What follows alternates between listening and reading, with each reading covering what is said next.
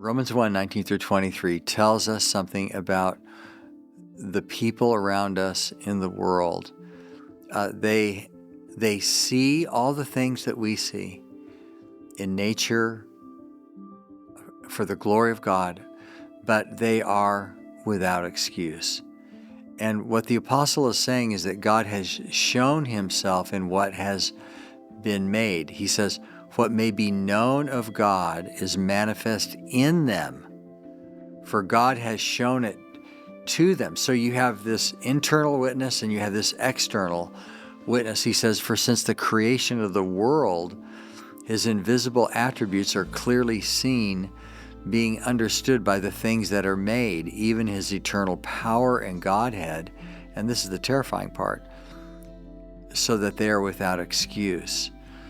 The apostle is saying that no one has an excuse. And the tragedy is, he says, they did not glorify God. Even though they knew God, they didn't glorify him as God. You learn that people actually know that there is God. They might say that they don't believe in God. It's not true. They have an internal witness and an external witness, and they may shroud it with all kinds of excuses and arguments, but the truth is they know there's a God. So you have people who are without excuse. They are under delusions, and we see the delusions everywhere. You know, in the LGBTQIA++ movement, you have people who don't know what a woman is. They talk about birthing persons. They talk about chest feeding trans men. They talk about people trapped in the wrong body, people living their own truth, mutilating their bodies, public school teachers teaching little children how to have sex.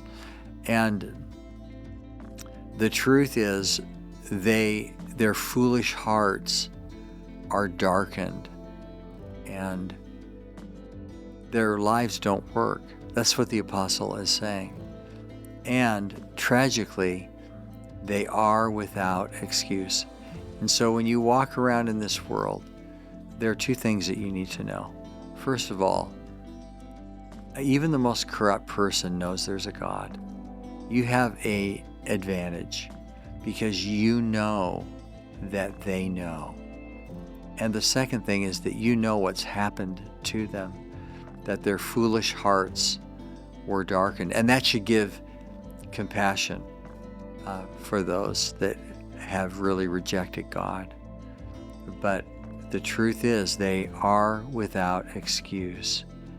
And so the job of a Christian is to help that person who is without an excuse to realize that they don't have an excuse, because what has been revealed within them and what is seen without them in nature is all they need to know that there's a God.